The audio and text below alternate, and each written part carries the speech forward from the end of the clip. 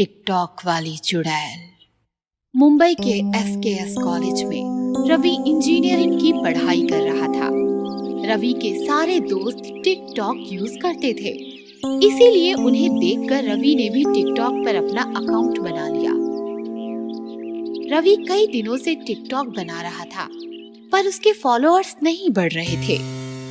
एक दिन रवि कॉलेज से घर लौटा और अपना फोन चेक किया तो उसे एक नया टिकटॉक वीडियो चैलेंज दिखा।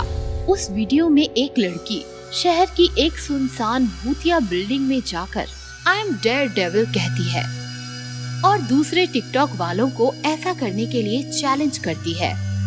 मुंबई में उस बिल्डिंग के बारे में कई अफवाहें थी, लेकिन फॉलोअर्स के लिए रवि ने चैलेंज एक्सेप्ट किया। ये सही मौका है फॉलोइंग बढ़ाने का। रवि के दोस्त अरुण ने उसे बिल्डिंग में जाने से मना किया, पर वो नहीं माना और अगले दिन ही भूतिया बिल्डिंग में टिकटॉक वीडियो बनाने के लिए चला गया। रवि ने रिकॉर्डिंग चालू करके जैसे ही आई एम डेयरडेविल कहा तो उसके पीछे दरवाजा अपने आप ही बंद हो गया और बिल्डिंग में जोर जोर से हंसने की आवाज आने लगी।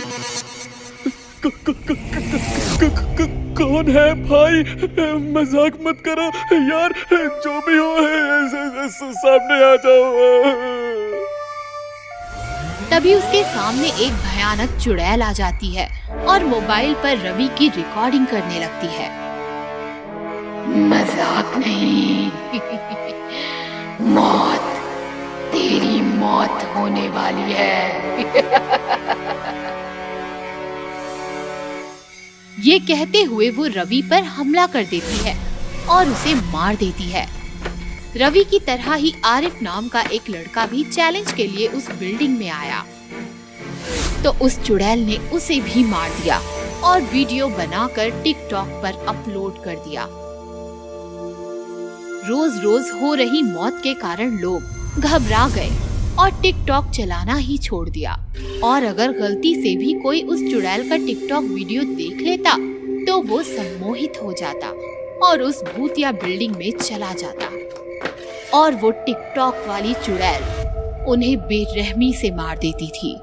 टिकटॉक वाली चुड़ैल की बात पूरे शहर में फैल गई।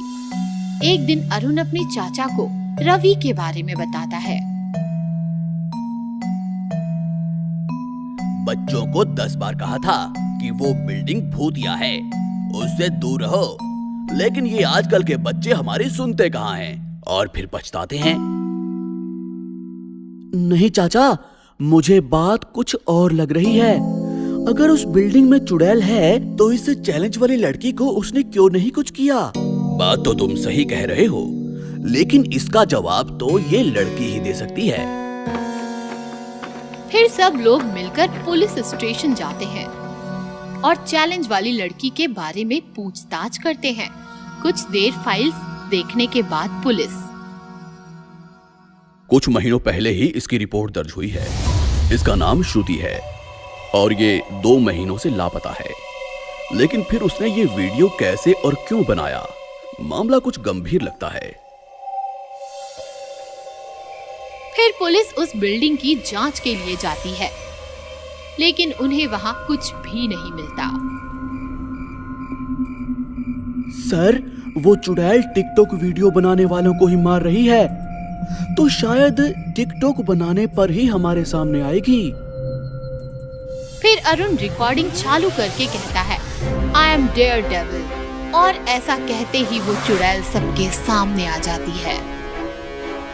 क्या बात है, आज मरने के लिए पूरी बारात आई है। कोई बात नहीं, मैं तुम्हारी विदाई भी अच्छे से करूंगी। और चुड़ैल अरुण पर झपट पड़ती है। तभी पुलिस इंस्पेक्टर अपने गले का तावीज चुड़ैल के गले में डाल देता है, जिससे चुड़ैल तड़पने लगती है। बता, तू लोगों को क्यों मार रही है? बता, नहीं तो तुझे ताबीज से अभी जला दूंगा। मैं अपना बदला पूरा कर रही हूँ, अपनी मौत का बदला। मैं टिकटॉक पर काफी फेमस हो गई थी और इस बात से मेरे दोस्त मुझसे जलते थे। एक दिन मेरे एक दोस्त ने इस बिल्डिंग में टिकटॉक वीडियो बनाने के लिए मुझे बुलाया और मार दिया।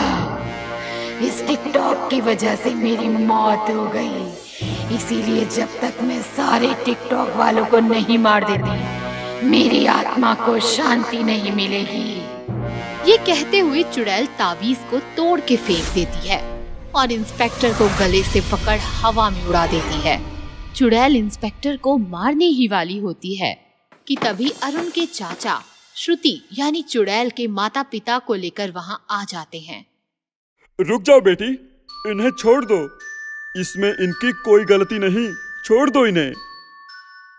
अपने माता पिता को देखकर चुड़ैल शांत हो जाती है और रोने लगती है। मैं इंस्पेक्टर हूँ, मैं तुम्हें इंसाफ दिलाऊंगा।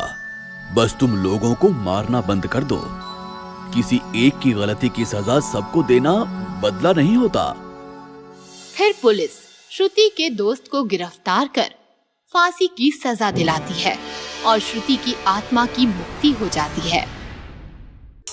टिकटॉक स्टार भूतनी।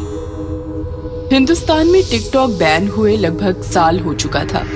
धीरे धीरे लोग टिकटॉक भूलने लगे थे।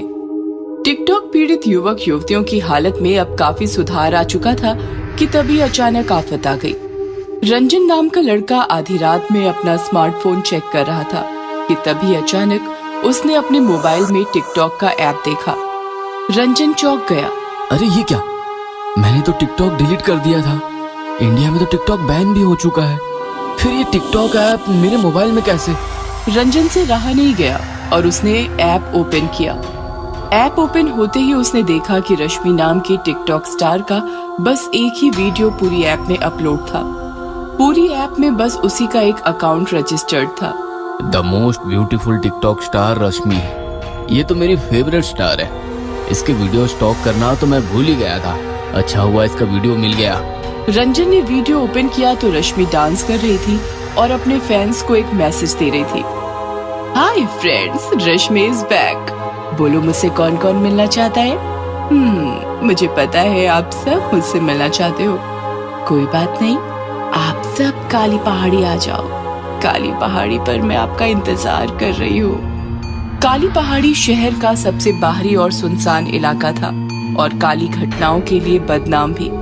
लेकिन रंजन रश्मि से मिलने के लिए बेताब था। टिकटॉक स्टार रश्मि से मिलने के लिए मैं काली पहाड़ी जरूर जाऊंगा। फिर क्या था, आधी रात को शहर से बाहर निकलकर रंजन काली पहाड़ी आया, लेकिन वहाँ टिकटॉक स्टार रश्मि नहीं, लाशों का ढेर बिखरा पड़ा था। ये देखकर रंजन बौखला गया। ये सब क्या है? मेरी रश्मि ठीक तो है ना? रश्मि जी, कहाँ हो आप? मैं यहाँ हूँ राजन। रंजन ने पीछे मुड़कर देखा तो उसकी आंखें फटी की फटी रह गई, क्योंकि वो मोस्ट ब्यूटीफुल टिकटॉक स्टार रश्मि का सबसे खौफनाक भूत देख रहा था। आओ रंजन, छूकर देखो मुझे, आओ। नहीं, मुझे छोड़ दो। मैं दोबारा यहाँ कभी नहीं आऊंगा। मुझे छोड़ दो। ये सुनकर रश्मि गुस्सा हो गई। छूते हो या पहाड़ी के नीचे फेंक दूं? रंजन डर गया और आंख बंद करके कांपती उंगलियों से रश्मि को छूने लगा। जैसे उसने रश्मि को छुआ, रश्मि ने उसका गला पकड़ लिया और जोर लगाकर रंजन को मार गिराया। इस प्रकार लाशों का सिलसिला काली पहाड़ी पर शुरू हुआ। रंजन के मोबाइल से अपने आप रश्मि के वीडियो लिंक्स उसके दोस्तों को शेयर होने लगे। रंजन के दोस्त भी रश्मि से मिलने काली पहाड़ी आने लगे और रश्मि के हाथों मरने लगे। रंजन के लापता होने से रंजन का भाई परेशान हो गया था। एक दिन वो पुलिस में कंप्लेन लिखाने गया। सर, प्लीज मेरे भाई को ढूंढ निकालिए। उसके दोस्तों से पूछताछ की आपने? सर, उसके सारे दोस्त भी गायब हैं। व्हाट? इंस्पेक्टर ने रंजन और उसके दोस्तों का मोबाइल लोकेशन ट्रेस किया तो वो काली पहाड़ी दिखा रहा था। इंस्पेक्टर रंजन के भाई को लेकर काली पहाड़ी पहुंचा तो वहां का नजारा देखकर दोनों भी चकरा गए, क्योंकि वहां सड़ी गली लाशें ही लाशें बिखरी पड़ी थी। तभी इंस्पेक्टर को जमीन पर एक मोबाइल मिला। मोबाइल उठाकर उसने ऑन किया तो टिकटॉक स्टार रश्मि का वीडियो ओपन हुआ। ये तो टिकटॉक स्टार रश्मि है। ये तो 6 महीने पहले ही मेंटल हॉस्पिटल से गायब हुई थी, आज तक नहीं मिली। ये वीडियो तो लेटेस्ट है। टिकटॉक बैन होना, रश्मि का गायब होना और यहाँ इतनी सारी लाशें मिलना, जरूर कुछ ना कुछ चक्कर है। अचानक इंस्पेक्टर ने चीखने की आवाज सुनी। उसने मुड़कर देखा तो रश्मि का भूत रंजन के भाई को मार रहा था। ये देखकर इंस्पेक्टर का दिल दहल गया। रश्मि, छोड़ो उसे। इंस्पेक्टर, तुम मुझे तो ढूंढ नहीं पाए, अब इसे बचाने में टाइम वेस्ट मत करो। मेरे हत्यारों को पकड़ो, नहीं तो और लाशें बिखेर दूंगी। कौन है तुम्हारा हत्यारा? ये सवाल मुझसे नहीं, मेंटल हॉस्पिटल के डॉक्टर सारंग से करो। ऐसा कहकर रश्मि ने रंजन के भाई की जान ले ली और वो गायब हो गई। इंस्पेक्टर ने थाने बुलाकर डॉक्टर सारंग से पूछताछ की, लेकिन डॉक्टर सारंग ने मुंह नहीं खोला।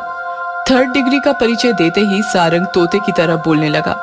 हाँ सर, मैंने मारा है उसे, मैंने मारा है।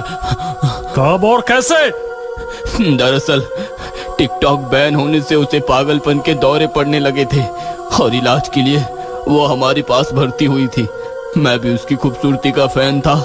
एक रात मौके का फायदा उठाकर मैंने उसका रेप किया और पकड़े जाने के डर से उसे मारकर काली पहाड़ी में दफना दिया। लाश कहाँ दफनाई? बताता हूँ। सारंग के साथ काली पहाड़ी जाकर इंस्पेक्टर ने रश्मि की लाश बाहर निकाली और उसका विधिवत अंतिम संस्कार कर दिया।